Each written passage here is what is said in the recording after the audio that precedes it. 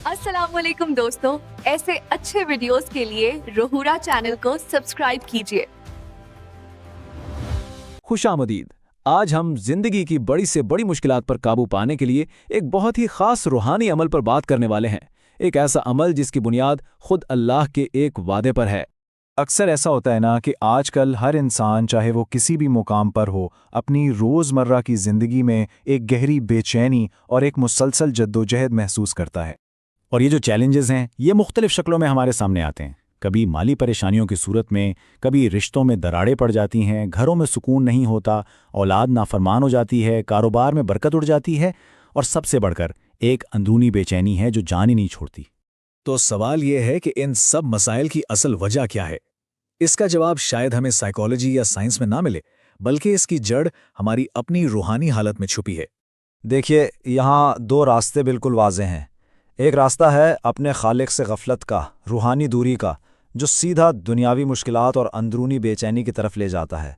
और दूसरा रास्ता है उससे जुड़ने का, उससे ताल्लुक़ मजबूत करने का, जो सुकून और रहमत के दरवाजे खोल देता है। और यही बात तो कुरान में भी बताई गई है।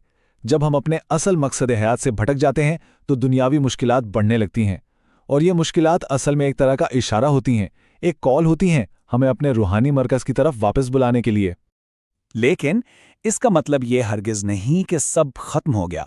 ये मायूसी का पैगाम बिल्कुल नहीं है, बल्कि ये अल्लाह की बेपाया लामहदूद रहमत की एक याद दहानी है जो कभी खत्म नहीं होती। ज़रा बुखारी शरीफ की इस मशहूर रिवायत पर गौर करें। एक गुनाहगार औरत थी जिसका गुजर एक ऐसे कुत्ते के पास से हुआ जो प्यास से बिल्कुल मरने के करीब था। उसने रहम खाकर उस कुत्ते को पानी पिला दिया। बस इतना सा अमल अल्लाह ताला को इतना ज्यादा पसंद आया कि उसके तमाम पिछले गुनाह माफ कर दिए गए। सोचें जरा। और यही तो अल्लाह की शान है। वो हदीसे कुदसी में फरमाता है कि गुनाहों का कोई भी पहाड़ कितना ही बड़ा क्यों ना हो, उसकी मग़फ़िरत के समंदर से बड़ा कभी नहीं हो सकता। तो सवाल यह है कि इस बेपनाह रहमत को कैसे हासिल किया जाए। इसके लिए हर रोज़ एक ख़ास इंतहाई ताकतवर मौका आता है। एक ऐसी खिड़की खुलती है, और वो है असर की नमाज का वक्त। अब असर को सिर्फ दिन का एक पहर न समझें। ये कायनाती अहमियत का एक ऐसा लम्हा है जब दिन भर के मामलात समेटे जा रहे होते हैं, फैसले सादिर होते हैं, और आसमान दुआ की कबूलियत के लिए ख़ास तौर पर खुल जाते हैं। आखिर इस वक्त में ऐसी क्या खास बात है? नबवी रिवायात के मुताबिक ये वो वक्त है जब अल्लाह के फैसले होते हैं। फरिश्ते दिन भर के अमाल की रिपोर्ट लेकर ऊपर जाते हैं और नए फरिश्ते आते हैं। ये दुआ की कबूलियत का ख़ास तरीन वक्त है, और इसकी अहमियत का अंदाज़ा इस बात से लगाएं कि इस नमाज को छोड़ना सारे नेक अमाल को ज़ाया कर सकता है, जबकि इस पर कायम रहना जन्नत की ज़मानत है। तो वो कौन सा ख़ास अमल है जो इस ताकतवर वक्त की बरकतों के ताले खोलता है? एक ऐसा अमल जिसकी कसम खुद अल्लाह ने उठाई है। आइए अब इस बाबरकत वक्त के लिए जो खास वजीफा बताया गया है उसके 6 मराहिल को एक एक करके समझते हैं। ये अमल बज़ाहिर बहुत सादा है, लेकिन रूहानी तौर पर बहुत गहरा है। सबसे पहले तो असर की नमाज पूरे दिल से अदा करें, फिर 3 मरतबा दुरूद इब्राहिमी, फिर उसके बाद 100 मरतबा या रहमान, फिर 7 मरतबा सूरतुल कौसर, उसके बाद 100 मरतबा दुआए यूनिस, और आखिर में फिर 3 मरतबा दुरूद इब्राहिमी के साथ इसको मुकम्मल करें। अब इस वजीफे का हर हिस्सा अपनी जगह एक ख़ास ताकत रखता है।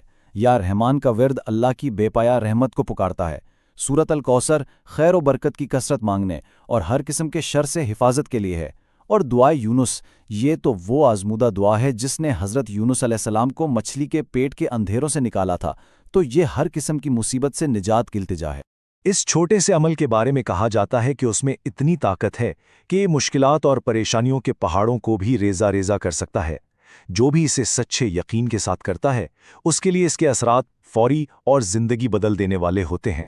और इसके जो नताइज वादा किए गए हैं वो सिर्फ दुनियावी नहीं हैं। जी हाँ, घरेलू मसाइल हल होते हैं, लेकिन इससे बढ़कर दिल को एक ऐसा सुकून और इत्मीनान मिलता है जो कहीं और नहीं मिल सकता। ये मायूसी को उम्मीद में बदल देता है, और इंसान के अमाल में एक ऐसा निखार आता है कि वो अल्लाह के फजल का मुस्तहिक बन जाता है। तो आखिर में बात वहीं आ जाती है। ये एक वाज़े और काबिल अमल रास्ता हमारे सामने रख दिया गया है, लेकिन एक सवाल बाकी रह जाता है कि अगर अल्लाह की रहमत का दरवाज़ा हमेशा खुला है तो फिर हमें इस पर दस्तक देने से कौन सी चीज़